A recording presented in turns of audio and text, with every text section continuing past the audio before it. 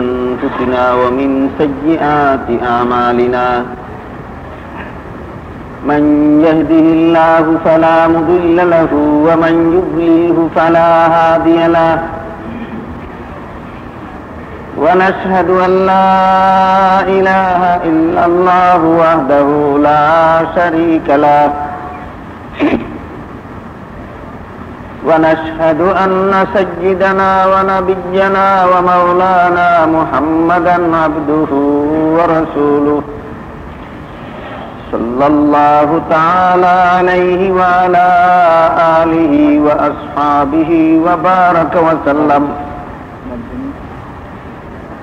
أما بعد فأعوذ بالله من الشيطان الرجيم بسم الله الرحمن الرحيم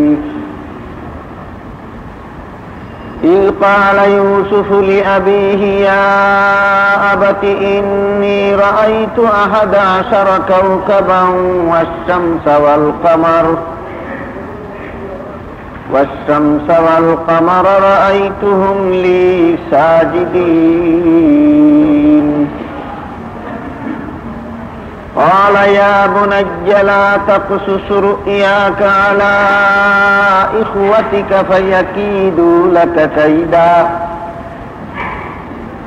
إن الشيطان للإنسان عدو مبين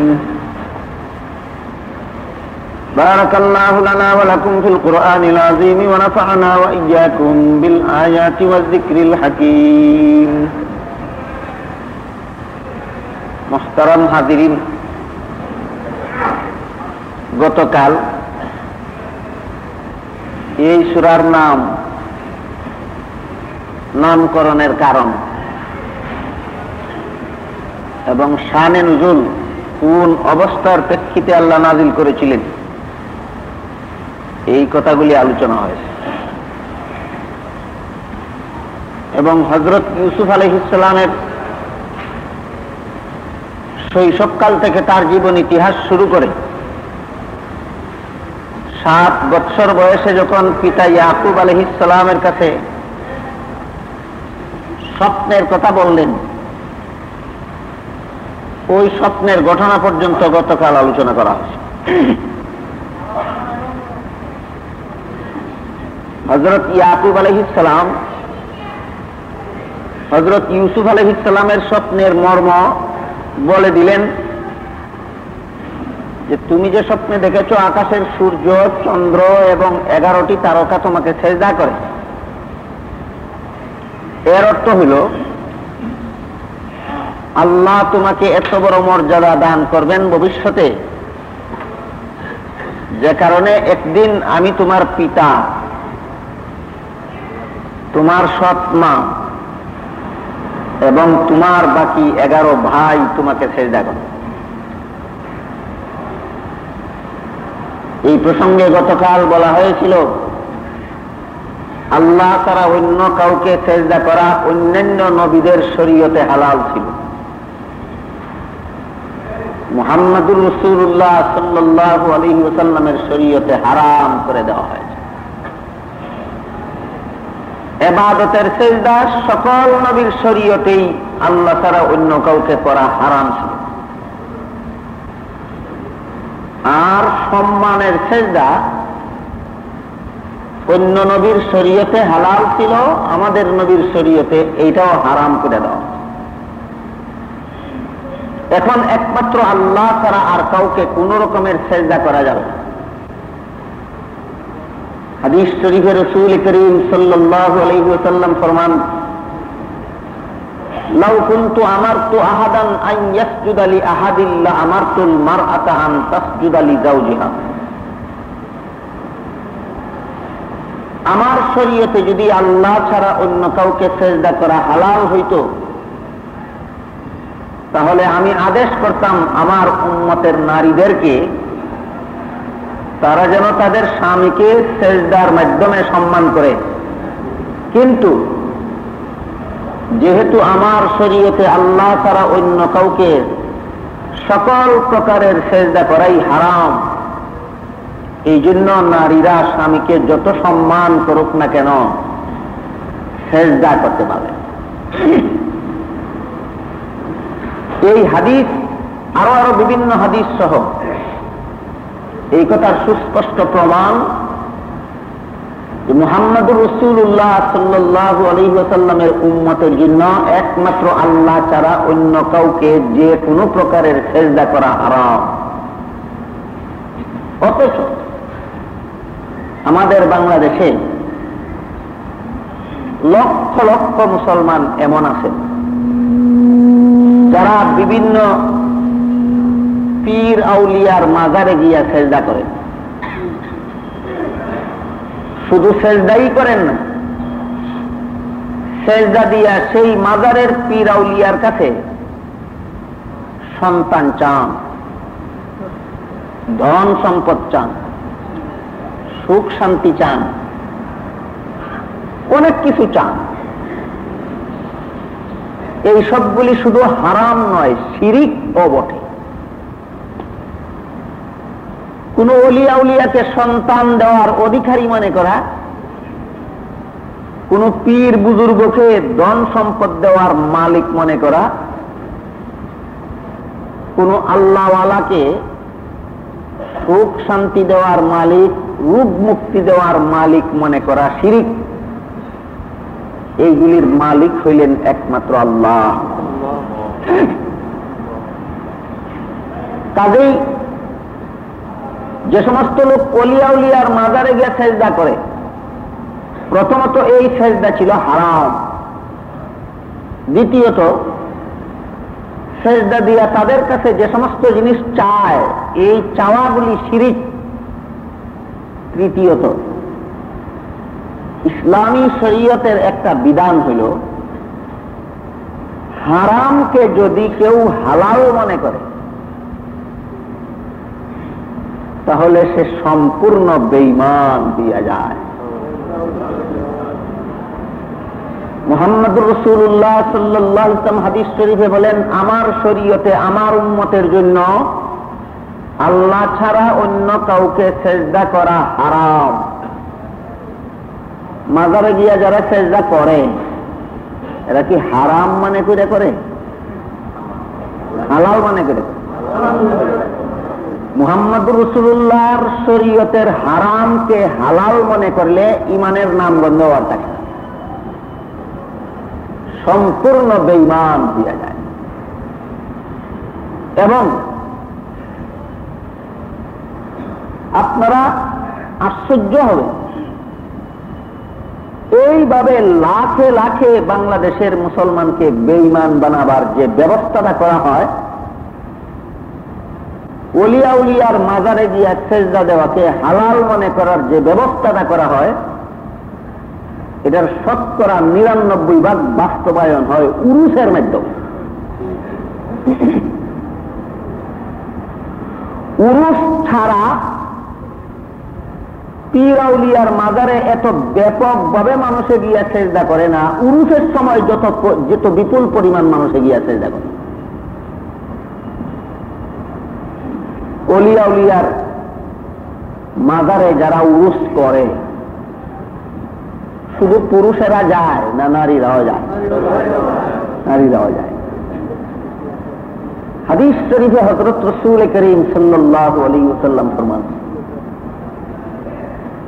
লাআনাল্লাহু আলা যাইরাতিল কুবুরি ওয়াল মুত্তাখিযিনা আলাইহা সিরাজ। যে সমস্ত নারীরা মাজারে যায় তাদের উপর আল্লাহর লানত। লানত শব্দের মর্ম হইল আল্লাহর রহমত থেকে বঞ্চিত। লানত কথার মর্ম, কারো প্রতি আল্লাহর লানত বাংলা তর্জমা হয় এর অভিশাপ। অভিশাপ কথার মর্ম হইল আল্লাহর অনুগ্রহ থেকে বঞ্চিত, আল্লাহর দয়া মায়া থেকে বঞ্চিত। হাদিস শরীফে রাসূল করিম সাল্লাল্লাহু আলাইহি ওয়াসাল্লাম ফরমান, যে সমস্ত নারীরা মাজারে যায় তাদের উপর আল্লাহর লানত, অর্থাৎ তারা আল্লাহর রহমত থেকে বঞ্চিত। আর যারা কবরে গিয়া বাতি জ্বালায়, পুরুষের সময় কবরে বাতি জ্বালায় কিনা? আল্লাহর রাসূল বলেন তাদের উপর আল্লাহর লানত। কবরে গিয়া যারা বাতি জ্বালায় তাদের উপর আল্লাহর লানত, তারা আল্লাহর রহমত থেকে বঞ্চিত। কারণ কবরের উপরের জ্বালানো বাতি কবরবাসীর কোনো উপকারে আসে না। আপনারা কি মনে করেন? হাদিস শরীফে রাসূল করিম সাল্লাল্লাহু আলাইহি ওয়াসাল্লাম ফরমান, প্রত্যেকটা মানুষের কবর তাকে প্রতিদিন ডাকে আর বলে, আনা বাইতুল ওয়াহদাতি, আমি একা থাকার ঘর, আমার ঘরে তোমার কোনো সঙ্গী নাই, শুধু ভালো আমল করে যদি আসো সেই আমলটা হবে তোমার সঙ্গী। আনা বাইতুল জুলমাতি, আমি অন্ধকারের ঘর, আমি কবরের ঘর, অন্ধকারের ঘর, আমার ঘরের ভিতরে কোনো বাতি নাই। তুমি যদি ভালো আমল করে আসো তাহলে সেই আমলটা কবরের ভিতরে তোমার বাতির কাজ দিবে। কবরের বাসিন্দার জন্য বাতির কাজ মোমে দেয়, মোমে বাতির কাজ দেয় না নেক আমলে বাতির কাজ দেয়? কবরবাসী যদি ওলি হইয়া থাকেন তাহলে তো বাতি তার সাথেই আছে, উপর দিয়ে তোমার মোমবাতি জ্বালাইবার কোনো প্রশ্নই আসে না। আর যদি কবরবাসী ওলি না হইয়া পাপিষ্ট হইয়া থাকে তাহলে তো তার কবরের ভিতর অন্ধকার, তোমার উপরের মোমবাতি কোন কাজে আসবে? সুতরাং কবরে বাতি জ্বালানোটা সম্পূর্ণ বিফল, বৃথা, অনর্থক, অপচয়, কোন কাজে আসে। আল্লাহ পাক রব্বুল আলামিন অন্য আয়াতে বলেন, ওয়ালা তুবাযযির তাবযীরান ইন্নাল মুবাযযিরিনা কানু ইখওয়ানাশ শায়াতিন ওয়া কানাশ শাইতানু লিরাব্বিহি কাফুরা। সাবধান, অপচয় করিও না, অনর্থক খরচ করিও না। অনর্থক খরচকারীরা শয়তানের ভাই, আর শয়তান 1 নম্বরের ক্ষুধাদ্রোহী। কাজেই যত রকমের অপচয়, অনর্থক খরচ আছে সবগুলি হারাম, এবং এইভাবে অনর্থক খরচের মাধ্যমে যারা হারাম করে আল্লাহ তাদেরকে শয়তানের ভাই বলেছে। তারপর কথা হল, উরুস নামে যে অনুষ্ঠানটা বিভিন্ন কবরে কবরে হয়, এই অনুষ্ঠানে গান বাজনা হয় কিনা? নারী পুরুষ বেপরদা চলে কিনা? গান বাজনা করা আর নারী পুরুষ অবাধে বেপরদা চলা, এইগুলি ওলির পথ না শয়তানের পথ? নাম ধারণ করেছ ওলির মাজার, কাজ করলা শয়তানের কেন? মানুষ বিবেক হারাইলে কি এইভাবেই হারায়? সত্যই যদি এই কবরের বাসিন্দা ওলি হইয়া থাকে তাহলে তিনি যে কাজ করে ওলি হইছেন, আমি সেই কাজ করব। তিনি কি গান বাজনা করে ওলি হইছেন? তাহলে আমি তার মাজারে পুরুষের নামে গিয়া গান বাজনা করবো কেন? হাদিস শরীফে রাসূল করিম সাল্লাল্লাহু আলাইহি ওয়াসাল্লাম ফরমান, গান হইল জিনার মন্ত্র। জিনা ব্যভিচার এত সহজে সাধন করা যায় না, গান বাজনার মাধ্যমে যত সহজে সাধন করা যায়। আর বাজনা হইল দাজ্জালের হাতিয়ার। আখিরি জামানায় যে কানা দাজ্জাল বাহির হবে, সেই দাজ্জাল দুনিয়াবাসী মানুষকে বেঈমান বানাইবার জন্য যত হাতিয়ার ব্যবহার করবে, এর মধ্যে সবচেয়ে বড় আকর্ষণীয় হাতিয়ার হবে বাজনা। বাজনা কার হাতিয়ার? দাজ্জালের হাতিয়ার। কোন কাজের হাতিয়ার? বেঈমান বানাইবার হাতিয়ার। বাজনা হইল দাজ্জালে মানুষকে বেঈমান বানাইবার হাতিয়ার। ওলির মাজারে গিয়া দাজ্জালের হাতিয়ার ব্যবহার করব কেন? আছে কি এদের এই উরুসের সাথে ওলির কোন সম্পর্ক? আছে কি অলির সাথে উরুসের কোন সম্পর্ক? আরো মজার ব্যাপার হইল, উরুস শব্দটা আরবি, এর বাংলা অর্থ হইল বাসরঘর। বাসরঘর নববিবাহিত স্বামী স্ত্রী প্রথম রাত্রি যে ঘরে থাকে এটার নাম বাসরঘর। অলিয়া উলিয়ার মাজারের সাথে এই শব্দটার সম্পর্ক কি? অলিয়া উলিয়ার মাজারের সাথে এই শব্দটার সম্পর্ক কি? তাহলে যা কিছু চলছে উরুসের নামে সবগুলি মন গড়া। শুধু মন গড়া নয়, মস্তানি। সোয়াবের নামে গান গাওয়া মস্তানি ছাড়া কিছু নয়। সোয়াবের নামে বাজনা বাজানি মস্তানি ছাড়া আর কিছু নয়। সোয়াবের নামে নারী পুরুষ বেপরদা হইয়া চলা মস্তানি ছাড়া আর কিছু নয়। সোয়াবের নামে কবরে গিয়া বাতি জ্বালানি আর সোয়াবের নামে নারীদের মাজারে যাওয়া মস্তানি ছাড়া আর কিছু নয়। এই সমস্ত মস্তানির এই নাম দিয়া এই যে ব্যবহার শুরু হয়েছে, যদি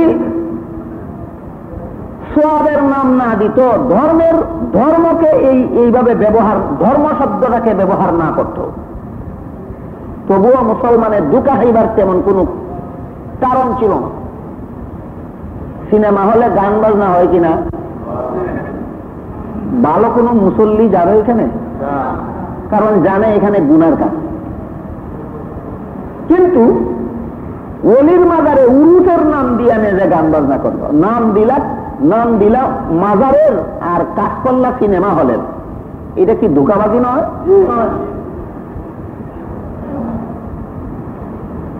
আমি জিজ্ঞাসা করি, উরুসের গান বাজনা যদি হালাল হয় তাহলে সিনেমা হলের গান বাজনার অপরাধটা কি? উরুসে গিয়া বাস্তব নারী দেখা যদি হালাল হয়, সিনেমায় গিয়া নারীর ছবি দেখা অসুবিধাটা কি? আপনারা কি বুঝতে পারেন আমার কথা?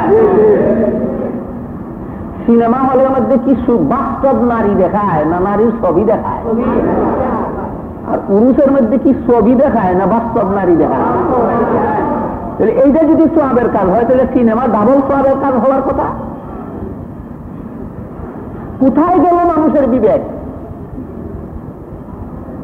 মুসলমানের অধঃপতনের একটা সীমা থাকা দরকার। এই সবগুলি অপকর্ম হয় মাজারে উরুসের নামে, সোয়াবের নামে, ধর্মের নামে।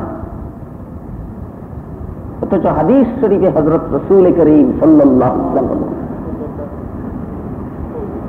ইয়াকুম ওয়া মুহদাসাতিল উমুরি ফাইন্না কুল্লা মুহদাসাতিন বিদআতুন ওয়া কুল্লা বিদআতিন দালালাতুন ওয়া কুল্লা দালালাতিন ফিন্নার।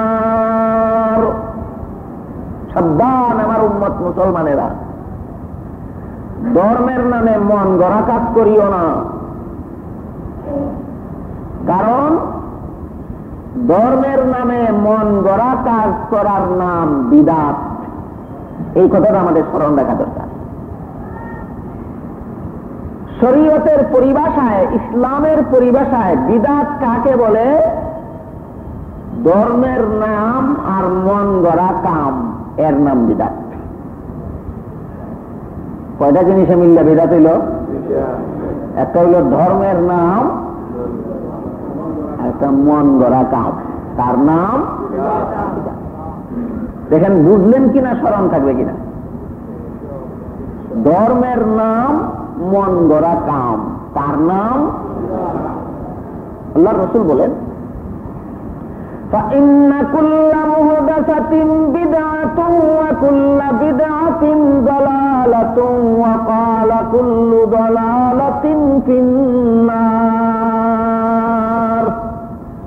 ধর্মের নামে মন গড়া কাম করলে এর নাম বিদআত। এটা শরীয়তের পরিভাষায় বিদআত। আল্লাহর রাসূল বলেন যত বিদআত আছে সবগুলি ভ্রান্ত পথ,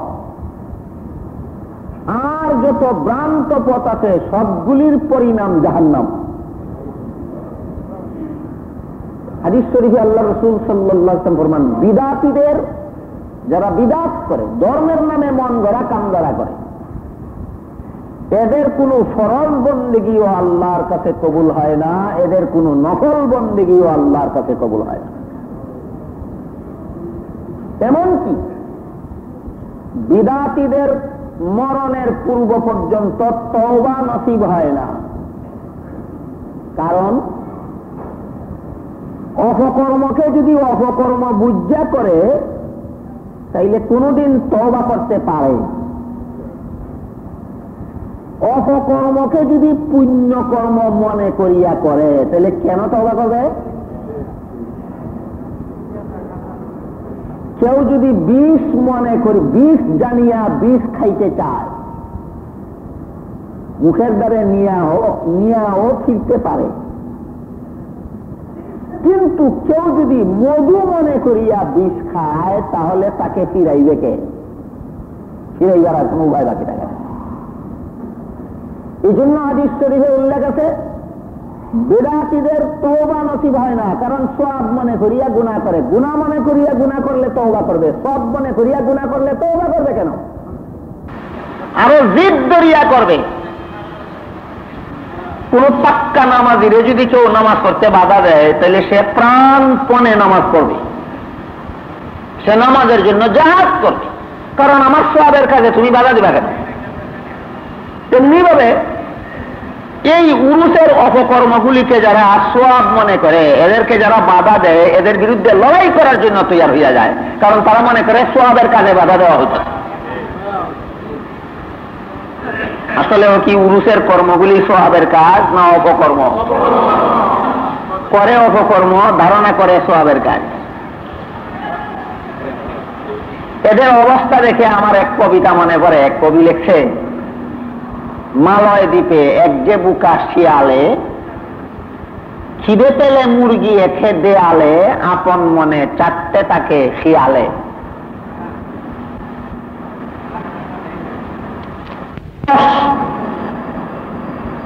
এই জন্য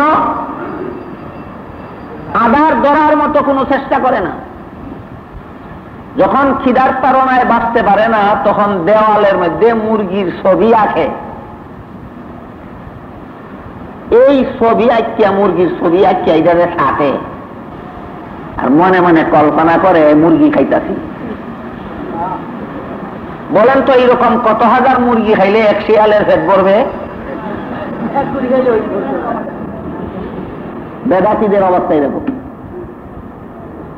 করতাছে গুনার কাম আর বাপতাছে সওয়াবের কাম, এই বুকা শিয়ালের মতো। মালয় দ্বীপে এক যে বুকা শিয়ালে, খিদে পেলে মুরগি এখে দেয়ালে, আপন মনে চাটতে তাকে খেয়ালে। আরেক কবি লেখে, ধুনুবালির কুরমা পোলাও আর যে কাঁদার পিছে, মিশামিশি খেয়ে সবাই বলে বেজায় মিছে। ছোট ছোট ছেলে পেলেরা রাস্তার ধুলাবালু দিয়া নারিকেলের মালার মধ্যে ভাত রান্ধে, এরকম করে, আর কাদা মাটি দিয়া পিঠা বানায়, আর ইটের ফাঁকি, লাল ফাঁকি দিয়া রান্ধে ফুলাও, আর মোটা কচুর ডগা দিয়া রান্ধে কুরমা। এরপরে এইগুলি সত্য সত্যই খায় না খাওয়ার ভান করে। এরকম কত হাজার খাওয়ার ভান করলে একবার পেট ভরবো? তারপরেও কয় বড় মজা, মিশামিশি খেয়ে খায় মিশামিশি আর কয় বড় মজা। মিশামিশি খেয়ে সবাই বলে বেজায় মিছে। এই বুকা শিয়াল আর এই কচি কাঁচা ছেলে মেয়ের চেয়েও আরো বুকা ওরা। কারণ এই বুকা শিয়ালের কোনো অর্থ খরচ হয় না, এই কচি ছেলে মেয়ের কোনো ধন সম্পদ খরচ হয় না, কিন্তু বুকা বিদাতিরা উরুসে যে যায় হাজার হাজার লাখ লাখ টাকা খরচ হয়। শিয়াল বেশি বুকা না উরুসওয়ালারা বেশি বুকা? এই কাদামাটির ফিটা খানেওয়ালা কচি কাঁচা ছেলে মেয়ে বেশি বোকা না উরুসওয়ালারা বেশি বোকা? এই জন্য হাদিস শরীফে রাসূল করিম সাল্লাল্লাহু আলাইহি ওয়াসাল্লাম ফরমান, বিদআতীদের তওবা নসিব হয় না। সব মনে কইরা করে তওবা করবে কেন? পক্ষান্তরে সুদখোর জানে মনে মনে আমি গুনাহ করতেছি, ঘুষখোরের মনে মনে জানা আছে আমি পাপ করতেছি,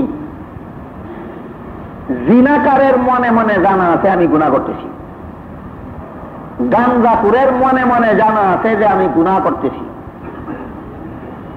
মদখোরের মনে মনে জানা আছে যে আমি গুনাহ করতেছি। যে মনে মনে জানে আমি গুনাহ করতেছি সে কি নিজেকে আল্লাহর দরবারে অপরাধী মনে করে না? মুখে না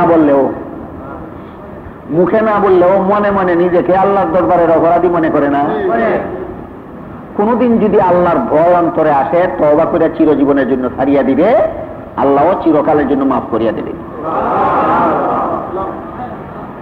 কিন্তু কেউ যদি হারাম করে আর মনে মনে ভাবে আমি সওয়াব করতেছি, তওবা করার কল্পনাও কি কোনদিন করবে? তওবা করার কল্পনাও করবে। এই জন্য হাদিস শরীফে রাসূল করিম সাল্লাল্লাহু আলাইহি ওয়াসাল্লাম ফরমান, বিদআতীদের তওবা নসিব হয় না। আল্লাহ রাসূল বলেন, সাবধান, ইয়াকুম ওয়া মুহদাসাতিল উমুরি ফাইন্না কুল্লা মুহদাসাতিন বিদআতুন ওয়া কুল্লা বিদআতিন দালালাহ ওয়া ক্বালা কুল্লু দালালাতিন ফিন্নার। সাবধান আমার উম্মত মুসলমানেরা, ধর্মের নামে মন গড়া কাম করিও না, এর নাম বিদআত। সমস্ত বিদআত ভ্রান্ত পথ, সমস্ত ভ্রান্ত পথের পরিণাম জাহান্নাম। বর্তমানে বাংলাদেশের মুসলমানের সমাজে, ভারত পাকিস্তানের মুসলমানের সমাজে শত শত হাজার হাজার বিদআত চালু আছে। সবগুলি বিদআতের বিবরণ দিয়া যেমন শেষ করা যাবে না, সবগুলি বিদআতের বিবরণ দিলে একই দিনে যারা অগণিত বিদআতে লিপ্ত তাদের বুঝেও আসবে না। তবু আমি এক দুইটা বিদআতের উদাহরণ দেই যেন আপনারা কিছুটা বুঝতে পারেন। ভারত, বাংলা, পাকিস্তানের মুসলমানদের সমাজে যে সমস্ত বিদআত চালু আছে, ধর্মের নামে যত মন গড়া কাম চালু আছে, এর মধ্যে একটা হইল উরুস, আর একটা হইল রবিউল আউয়াল মাসের ঈদে মিলাদুন নবী। প্রতি বছর রবিউল আউয়াল মাস আসলেই ঈদে মিলাদুন নবী। হাদিস শরীফে হযরত রাসূল করিম সাল্লাল্লাহু আলাইহি ওয়াসাল্লাম ফরমান, আমার মুসলমান উম্মতের জন্য বাৎসরিক দুইটা ঈদের ব্যবস্থা দেওয়া হইল। বাৎসরিক ঈদ মুসলমানের কয়টা? ঈদুল ফিতর, আর দুই নম্বরটার নাম ঈদে মিলাদুন নবী। ঈদুল আযহা দুই নম্বর হয়। ঈদে মিলাদুন নবীর সিরিয়াল নম্বর কত?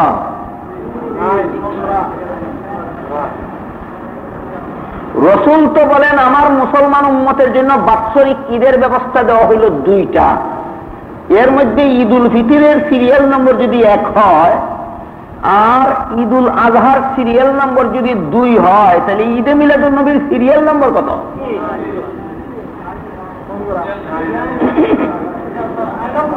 এত সোজা কথা যদি মুসলমানে না বুঝে, এর চেয়ে সহজ করিয়া বুঝাইবার মতো ভাষা আমার জানা না।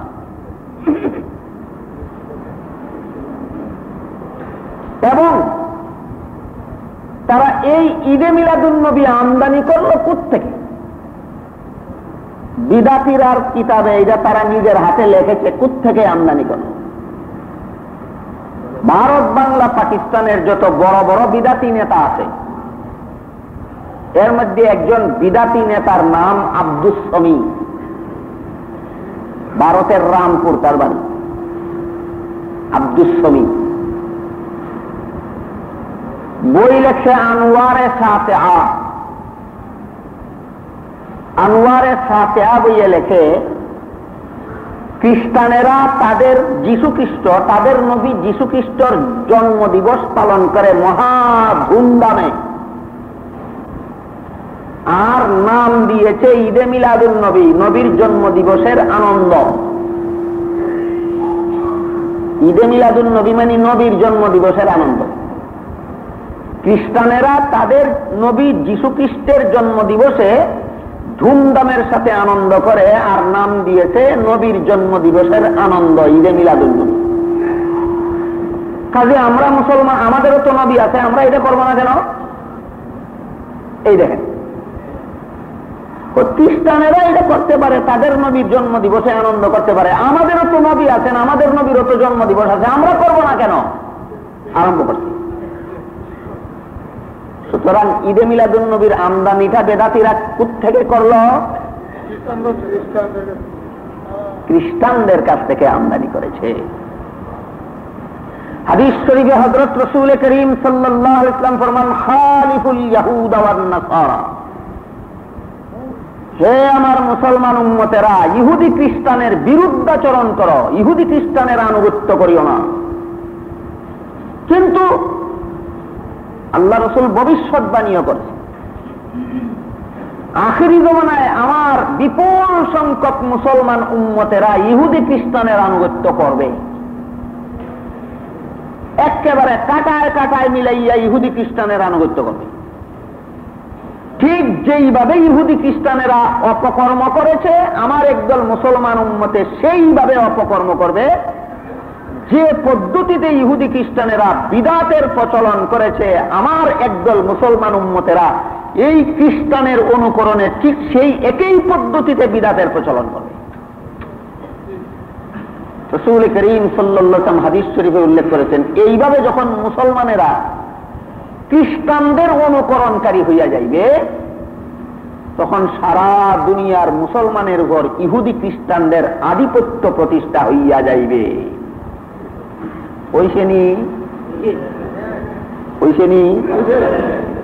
তাহলে মুসলমানদের উপর ইহুদি খ্রিস্টানের, সারা দুনিয়ার মুসলমানদের উপর ইহুদি খ্রিস্টানের আধিপত্য প্রতিষ্ঠা হওয়ার মূলে আধ্যাত্মিক কারণ কোনটা? এরা খ্রিস্টানি কালচার গ্রহণ করেছে, এই জন্য এদের উপর খ্রিস্টানদের আধিপত্য প্রতিষ্ঠা লাভ করেছে।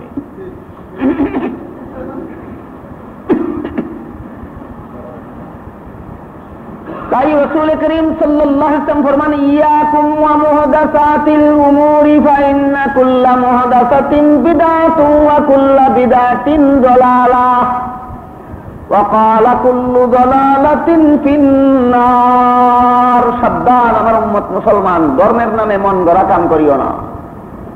ইহুদিরা করে আমরা করব না কেন? খ্রিস্টানেরা করে আমরা করব না কেন? অমুখে করে আমরা করব না কেন? তমুখে করে আমরা করব না কেন?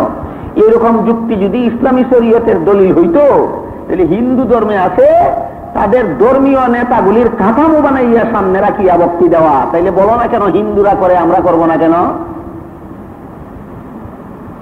এরা কি কোনো খারাপ লোকের কাঠামো বানাইয়া সামনে রাখে পূজার সময়, বক্তি দেওয়ার সময়?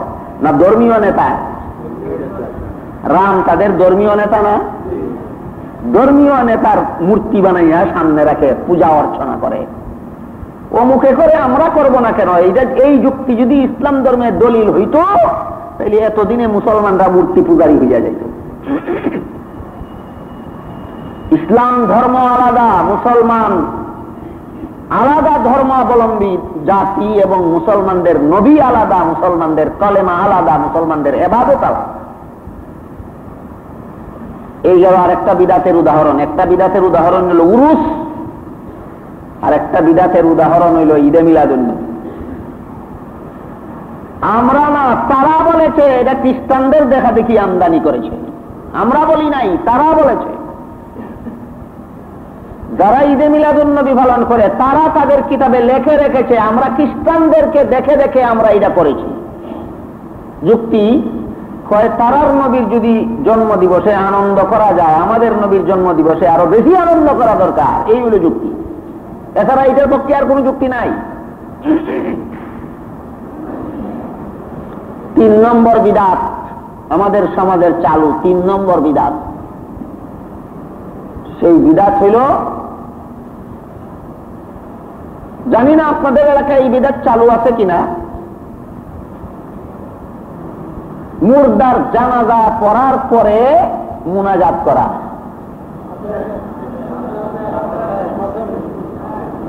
মুর্দার জানাজার নামাজ পড়ার পরে মুনাজাত করা, যখন বলা হয় এটা বিদাত, তখন তারা বিদাতিরা প্রশ্ন করে, কয় 5 বেলার নামাজের সালাম ফিরাইয়া যদি মুনাজাত করা যায়, তাহলে জানাজার নামাজের সালাম ফিরাইয়া মুনাজাত করা যাবে না কেন? কি চটকদার যুক্তি! এর চেয়ে আরো সুন্দর যুক্তি আমার কাছে আছে। 5 বেলার নামাজের ভিতরে যদি রুকু সেজদা করা যায়, জানাজার নামাজের ভিতরে করা যাবে না কেন? এটা তো আমার যুক্তি। তোমার যুক্তির জবাব দিব পরে, আমার যুক্তির জবাব দেওয়া হবে। আমি জিজ্ঞাসা করি আপনাদেরকে, রুকু সেজদা সালাম ফিরাইবার পরে না আগে? আর মুনাজাত আগেরটার ফয়সালা আগে করো। 5 বেলার নামাজের ভিতরে যদি রুকু সেজদা করা যায়, জানাজার নামাজের ভিতরে রুকু সেজদা করা যাবে না কেন? এটার ফয়সালা আগে করো। একমাত্র ফয়সালা 5 বেলার নামাজের ভিতরে রুকু সেজদা করা নবীর তরিকায় আছে, এই জন্য করা যায়। জানাজার নামাজের ভিতরে রুকু সেজদা করা নবীর তরিকায় নাই, এই জন্য করা যায় না। সুতরাং জানাজার নামাজের ভিতরে কেউ রুকু সেজদা করলে যেমন বিদাত হবে, জানাজার সালাম ফিরাইয়া কেউ মুনাজাত করলে তেমন বিদাত হবে। যে কারণে সালাম ফিরাইবার আগে রুকু সেজদা করলে বিদাত, একই কারণে সালাম ফিরাইয়া মুনাজাত করা বিদাত। রুকু সেজদার বিদাত এখনো চালু হয়েছে না, মুনাজাতের বিদাত চালু হইয়া গেছে। এটা আমাদের সমাজে যত বিদাত চালু আছে এর মধ্যে একটা বিদাত। একটা বিদাত হইল উরুস, একটা বিদাত হইল ঈদে মিলাদুন নবী, একটা বিদাত হইল জানাজার নামাজের ঘরের দোয়া মুনাজাত, বিদাত।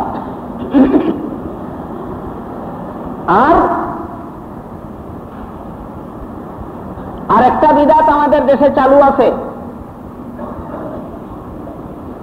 হক্কানি উলামায়ে কেরাম প্রতিবাদ করেন না, ফাসাদের ভয়। প্রতিবাদ করলে দ্বন্দ্ব হবে সমাজে, এই ভয়ে প্রতিবাদ করেন না। এই সুযোগে বেদাতিরা ইচ্ছা মতে বিদাতটা চালু করতেছে। বিদাতটার নাম কইছি না এখনো, 4 নম্বরটা ঠিক বেঠিক নাম বললে পরে বলবেন। হক্কানি উলামায়ে কেরাম প্রতিবাদ করেন না, সমাজে দ্বন্দ্ব হবে। শান্তিপ্রিয় সমাজ শান্তিতে থাকুক, প্রতিবাদ করি না, নীরব থাকি, তবুও সমাজের শান্তি ভঙ্গ না হোক। এটা হলো হক্কানি উলামায়ে কেরামদের প্রায় সকলের ওই দৃষ্টিভঙ্গি। আমার দৃষ্টিভঙ্গি ব্যতিক্রম, আমার দৃষ্টিভঙ্গি ব্যতিক্রম। এই সুযোগে বিদাতিরা ইচ্ছা মতে চালু করতেছে, যেহেতু আমরা কোনো প্রতিবাদ করতেছি না। সেটা হইল, এটা কিন্তু আমার মনে হয় না আপনারা এই পর্যন্ত কেউ শুনেছেন কিনা। আমি এই জন্য আমি কিতাবের রেফারেন্স সহ বলি। ফতোয়ায়ে শামী 6ষ্ঠ খণ্ড 150 পৃষ্ঠা উল্লেখ আছে, সালাম দেওয়ার 2টা পদ্ধতি আছে নবীর তরিকা মতে। একটা হইল আসসালামু, আর একটা হইল সালামুন। একজনকে বললে বলবেন আলাইকা, বহুজনকে বললে বলবেন আলাইকুম। এটা কা আর কুম হইল বচনের বেশকম, আর কোনো বেশকম নাই। আরবি ভাষায় একজনকে কা অব্যয় পদের দ্বারা সম্বোধন করা, কা জমিরের দ্বারা সর্বনামের দ্বারা সম্বোধন করা, আর বহু বচনকে কুম এই সর্বনাম দ্বারা সম্বোধন করা। কা আর কুম এটা অর্থের মধ্যে কোনো ব্যবধান নাই, শুধু বচনের ব্যবধান। একজনের বেলায় কা আর বহুজনের বেলায় কুম। এখানে প্রশ্ন রাখতে পারে, তাহলে আমরা একজন মুসলমান আরেকজন মুসলমানের সাথে সাক্ষাৎ হইলে আসসালামু আলাইকা বলবো না আলাইকুম বলবো? এখানে কথা হলো আলাইকুম বলবো, কারণ এই মুসলমানকে একা সালাম করতেছি না, আমি তার দুই কাঁধের ফিরিস্তাদের সহ সালাম করতেছি। এই জন্য একজন মুসলমান একজন মুসলমানের সাথে দেখা হইলেও আসসালামু আলাইকা না বলে আসসালামু আলাইকুম বলা উত্তম। তবে যদি কেউ কা বলে ফেলে আদায় হয়ে যাবে, তবে কান্দের ফিরিস্তা বাদ দিল আর কি, এই হলো ব্যাপার। কার কম এটা কোনো ব্যাপার নয়, ব্যাপার হলো সালাম শব্দের। ফতোয়ায় স্বামীতে লেখেন সালাম শব্দটা দুইভাবে উচ্চারণ করা জায়েজ। একভাবে, একটা হইল সুন্নত আর একটা হইল জায়েজ। সুন্নত কোনটা? আসসালামু বলবেন, আসসালামু। আর জায়েজ হইল সালামুন। জায়েজ হইল হয়তো বলবেন আসসালামু আলাইকুম অথবা আসসালামু আলাইকা, আর না হয় বলবেন সালামুন আলাইকুম অথবা সালামুন আলাইকা। কিন্তু আসসালামও কইল না, সালামুনও কইল না, কয় সালাম আলাইকা। কয়নি, সালাম আলাইকা কয়নি। আসসালামও না, সালামুনও না, সালাম আলাইকা। বিদাত। সালাম আলাইকা বিদাত।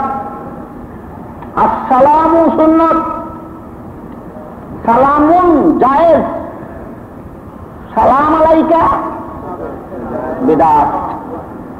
আগে দিয়েছিলাম সব বিদাতের বিবরণ দিলে অনেকের ডাইজেস্ট করা কঠিন হবে, ডাইজেস্ট হবে না। এই জন্য একদিনে সবগুলি বিবরণ দিয়া ডাইজেস্টিং পাওয়ার নষ্ট করে লাভ নাই। এই পর্যন্ত 4টা বিদাতের উদাহরণ দেওয়া হবে। 1 নম্বর উরুজ বিদাত, 2 নম্বর ঈদে মিলাদুন নবী বিদাত, 3 নম্বর জানাজার নামাজের সালাম ফিরাইয়া মুনাজাত বিদাত, 3 নম্বর সালাম আলাইকা বিদাত, 4 নম্বর সালাম আলাইকা। সালাম আলাইকা কয়নি? সালাম আলাইকা বিদাত। যদি আপনারা বলেন যে না আপনাদের কোনো অসুবিধা হচ্ছে না, তাহলে 5 নম্বর বিদাতের উল্লেখ করি।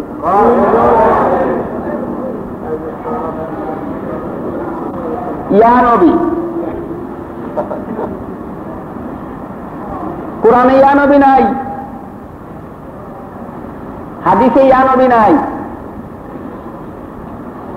কোরআনে আছে ইয়া আইয়ুহান নবী। 30 পারা কোরআন আপনার আজকে থেকে তেলাওয়াত শুরু করেন, সারা বছরে শেষ করেন, সারা বছরে শেষ করেন।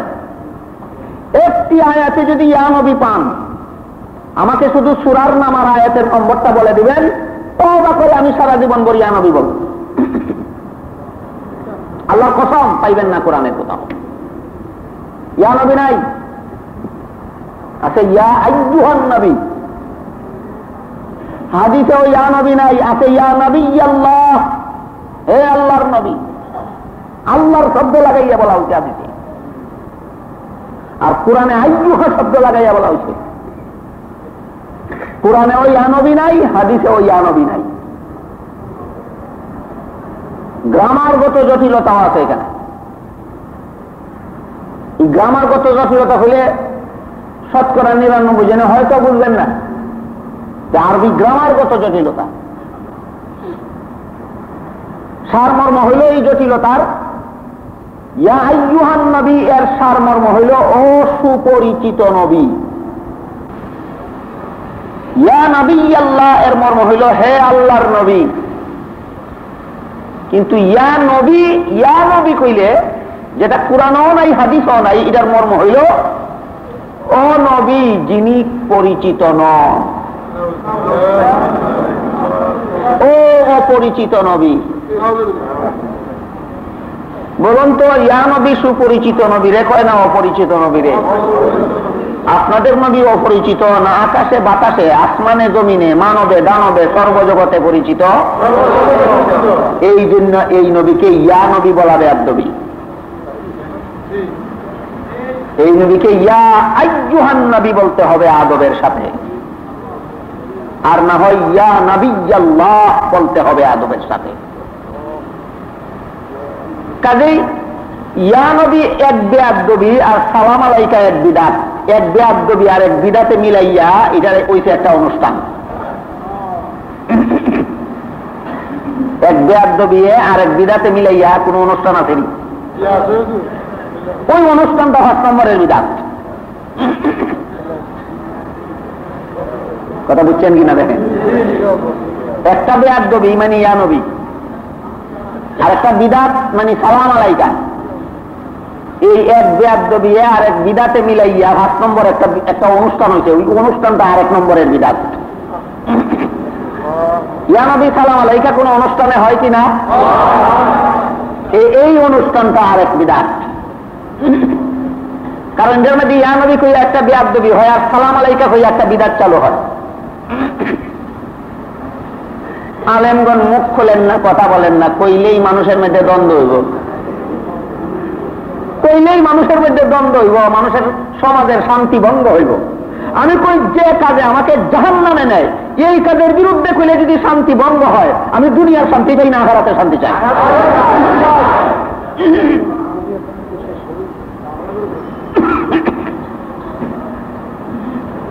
এই জন্য বলছিলাম হাদিস শরীফে রাসূল করিম সাল্লাল্লাহু আলাইহি ওয়াসাল্লাম ফরমান, ইয়াকুম ওয়া মুহদাসাতিল উমুরি ফাইন্না কুল্লা মুহদাসাতিন বিদআতুন ওয়া কুল্লা বিদআতিন দালালাহ ওয়া ক্বালা কুল্লু দালালাতিন ফিন্নার। সাবধান আমার উম্মত মুসলমানেরা, ধর্মের নামে মন গড়া কাম করো না। ইয়া নবী ধর্মের কথা না, এটা মন গড়া কথা। সালাম আলাইকা ধর্মের কথা নয়, মন গড়া কথা। সালাম আলাইকা ধর্মের কথা না, মন গড়া কথা। ফতোয়ায়ে সামি 6ষ্ঠ খণ্ডের 150 পৃষ্ঠায় লেখা আছে, সালাম আলাইকা আরবি গ্রামার বিরোধী। সালাম আলাইকা নবীর সুন্নতের খেলাফ। সালাম আলাইকা জাহিলদের সম্বোধন। সালাম আলাইকা বললে ইসলামী সালাম হয় না। সালাম আলাইকা বললে এই বেয়াদবি কেন করলো এই জন্য জবাব পাওয়ার যোগ্য হয় না। পাতলা কথা লেখা আছে সালাম আলাইকা ব্যাপারে ফতোয়ার কিতাব। আবার বলি, ফতোয়ায়ে শামীর 6ষ্ঠ খণ্ডের 150 পৃষ্ঠায় লেখা আছে সালাম আলাইকার বিধান 5টা। সালাম আলাইকার বিধান 1 নম্বর, এটা আরবি গ্রামারের খেলাফ। আরবি গ্রামার মতে হয়তো হবে আসসালামু আলাইকুম, আর না হয় হবে সালামুন আলাইকা। আলাইকুম এটা হলো বচনের বেশ কম। আলাইকা বলেন অথবা আলাইকুম বলে, যে বচনের বেশ কম, এটা কিছু আসে যায় না। কিন্তু সালাম শব্দটার উচ্চারণ আরবি গ্রামার মতে হয়তো হবে আসসালামু আর না হয় হবে সালামুন। আসসালামু না সালামুন না, সালাম আলাইকা গ্রামারের খেলাফ। 1 নম্বর অপরাধ এটা। 2 নম্বর সুন্নতের খেলাফ। 3 নম্বর এর দ্বারা সালাম হয় না। 4 নম্বর সালাম আলাইকা কইয়া সালাম দিলে জবাব দেওয়া ওয়াজিব হয় না। কথা বুঝে আসছে কিনা দেখেন, গ্রামারের খেলাফ, সুন্নতের খেলাফ, সালাম হয় না, জবাব দেওয়া ওয়াজিব হয় না। 5 নম্বর এই ফতোয়ায়ে শামীতে লেখা আছে সালাম আলাইকা বলা কোন শিক্ষিত বা কোন আলেম মানুষের কাজ না, এটা মূর্খ জাহিলদের কাজ। এই সালাম আলাইকার 5টা বিধান ফতোয়ায়ে শামীতে লেখা আছে। সালাম আলাইকার কয়টা বিধান? কোন কিতাবে লেখা আছে? কোন খণ্ড? কত পৃষ্ঠা? বিধান কয়টা? 1 নম্বর গ্রামার বিরোধী, 2 নম্বর সুন্নত বিরোধী, 3 নম্বর সালাম হয় না, 4 নম্বর জাহিলদের বাক্য, 4 নম্বর জাহিলদের বাক্য, 5 নম্বর জবাব দেওয়া ওয়াজিব হয় না। এ জব পাওয়ার যোগ্য না। এতগুলি অপরাধ করলো কেন? এতগুলি অপরাধ কেন করলো? এই জন্য এই সালাম আলাইকা বলনেওয়ালা এই সালামের জব পাওয়ার যোগ্য হয় না, যেহেতু এটা সালামই হয় না। চিন্তা করে দেখেন আমাদের সমাজে কি পরিমাণ বিদাত চালু আছে। আপনারা যদি বলেন অন্যান্য আলেমরা যেমন মুখ বন্ধ করে রাখতেন, সমাজে দ্বন্দ্ব হইব ডরাইয়া, বলেন না আমিও মুখ বন্ধ করে দেব?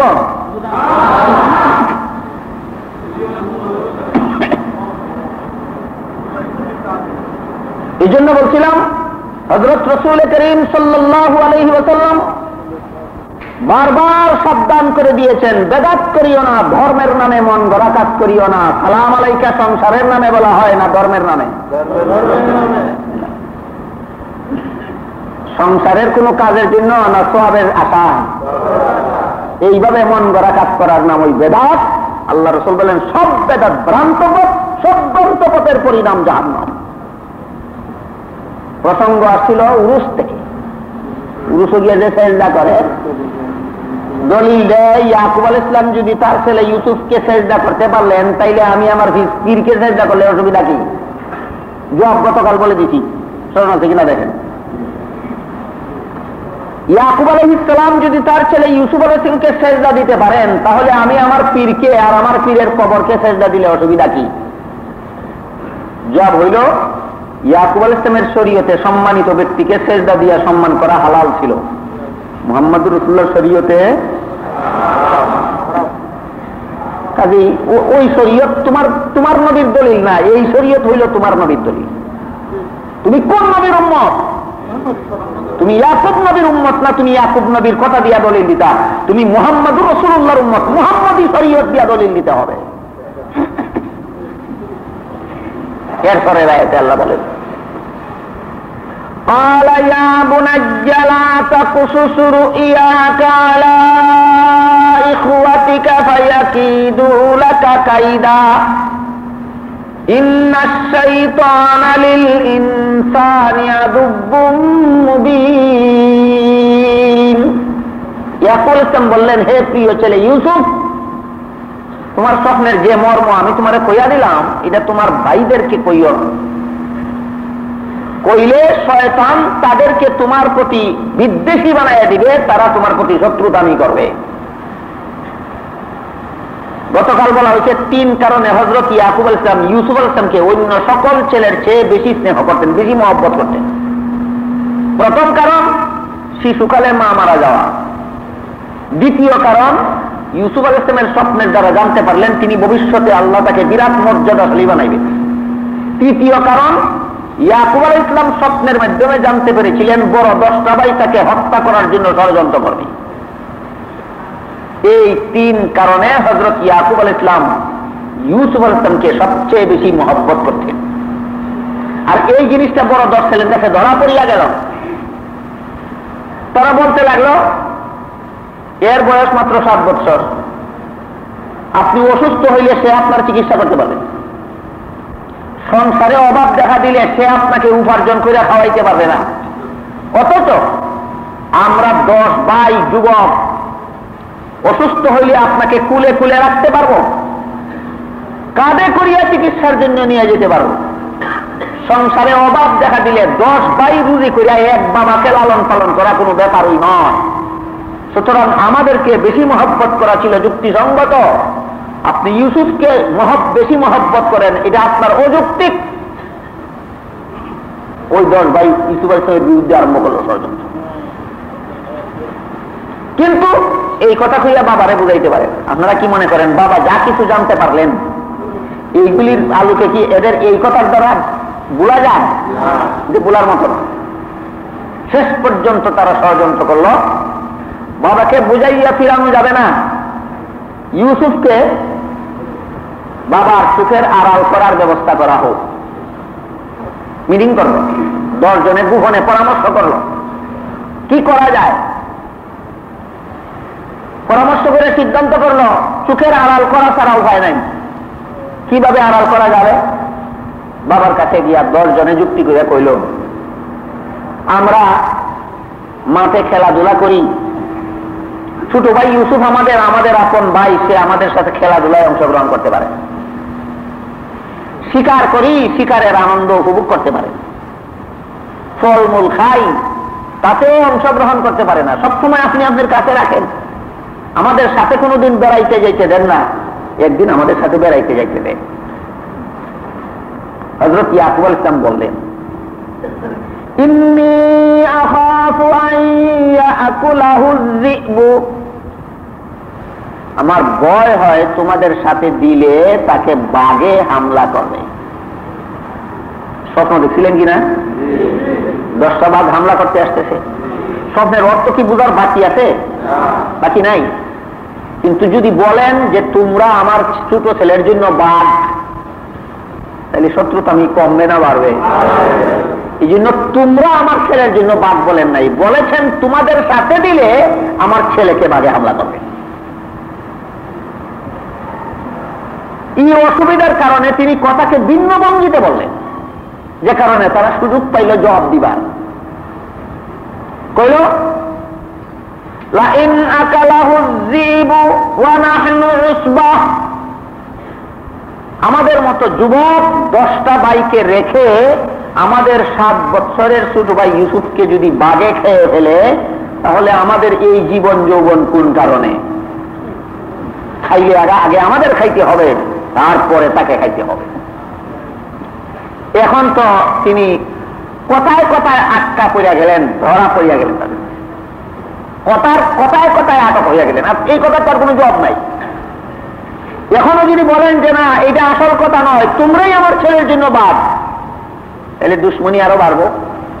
আর ওই কথা না বললে এখন তাদের যুক্তি মানতে হয়।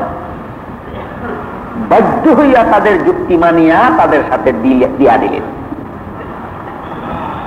বাবার সামনে বাবাকে দেখাইয়া একজনের কুলের থেকে আরেকজনের কুলে নেয়, আরেকজনের কুলের থেকে আরেকজনের কুলে নেয়, এইভাবে নিতে নিতে বাবা বাড়ির গেটের সামনে দাঁড়াইয়া তাকাইয়া রইলেন। যতদূর পর্যন্ত দেখা যায় ততদূর পর্যন্ত তাকাইয়া রইলেন। আর তারাও যতক্ষণ পর্যন্ত বাবা তাকাইয়া রয়েছেন দেখা যায় ততক্ষণ পর্যন্ত একজনের কুলের থেকে আরেকজনের কুলে নেয়। যখন এত দূরে গেল যেখান থেকে আর বাবাকে দেখা যায় না, তখন যার কুলে ছিল তার কুলের থেকে আছাড় দিয়ে মাটিতে হারাইয়া দিল। আরম্ভ করলো বিভিন্ন রকমের জুলুম নির্যাতন। শেষ পর্যন্ত তারা করবে কি, তাকে একটা অনাবাদী কুয়ার কাছে নিয়ে আসলো, নিয়ে সর্বশেষ পরামর্শ মিটিং বসাইল। এখানে কি করা যায়? হত্যা করব? বড় ভাই বাধা দিল, 10 ভাইয়ের বড় ভাই, হত্যা করিয়া তোমরা এই খুনের অপরাধে অপরাধী হইবা কেন? অনাবাদী কুয়ার ভিতরে ফেলে দাও, না খেয়ে নিজে নিজেই মারা যাবে, তবুও তো নিজের হাতে মারলে না। এই একটা রাস্তা বাড়ি করে দিল। এইটুকু দয়া করলো, নিজের হাতে না মারিয়া অনাবাদী কুয়ার ভিতরে ফেলিয়া দাও, কুয়ার থেকে উঠতেও পারবে না, না খাইয়া নিজে নিজেই মারা যাবে, তবুও তোমরা নিজের হাতে হত্যা করার অপরাধ থেকে বাঁচবে। এই যে সিদ্ধান্তটা করলো বৈশা, এই সিদ্ধান্তের ব্যাপারে আল্লাহ বলেন, হে রাসূল করিম সাল্লাল্লাহু আলাইহি ওয়াসাল্লাম, ওয়ামা কুনতা লাদাইহিম ইয আজমাউ আমরাহুম ওয়া হুম ইয়ামকুরুন। ইউসুফ আলাইহিস সালামের বড় 10 ভাই তাকে কুয়ায় নিক্ষেপ করার জন্য যে ষড়যন্ত্র মিটিং করেছিল, সলা পরামর্শ করেছিল, গোপন বৈঠক করেছিল, যদি হে মুহাম্মদুর রাসূলুল্লাহ যদি আপনি হাজির নাজির হইতেন, তাইলে তাদের সেই গোপন বৈঠক নিজেই দেখতেন, ঘটনা নিজেই জানতেন। যেহেতু আপনি হাজির নাজির না, এই কারণে ঘটনাটা আপনাকে আমার কুরআন নাজিলের মাধ্যমে জানাইতে হইল। কি বললেন এখানে আল্লাহ আমাদের নবীকে? আপনি হাজির নাজির যদি হইতেন, ঘটনা নিজেই দেখতেন, নিজেই জানতেন। যেহেতু আপনি হাজির নাজির না, এই জন্য ঘটনা আপনি নিজে দেখেন নাই, আপনি নিজে জানেন না, সূরা ইউসুফ নাজিল করিয়া আমি আল্লাহ আপনাকে জানাইতে হইল। আল্লাহ নিজে বলেন রসুল হাজির নাজির না, এরপরও বিদাতিরা কয় হাজির নাজির। বেদাতের কাজেই না, কোরআনের বিরোধিতা করা অত্যন্ত কৌশল, কূটকৌশলের মাধ্যমে, হাদিসের বিরোধিতা করা মন গড়া ধর্মীয় কাজের বাহানা দেখাইয়া, নবীর সুন্নতের বিরোধিতা করা, মন গড়া ধর্মের নামে মন গড়া কাজের বাহানা দেখাইয়া, এটাই বেদাতীদের কাজ। আশ্চর্য হওয়ার কিছু নাই, সর্বযুগের বেদাতীরা একই পদ্ধতিতে বেদাত চালু করেছে। সূরা আলে ইমরানের এক আয়াতে আল্লাহ বলেন,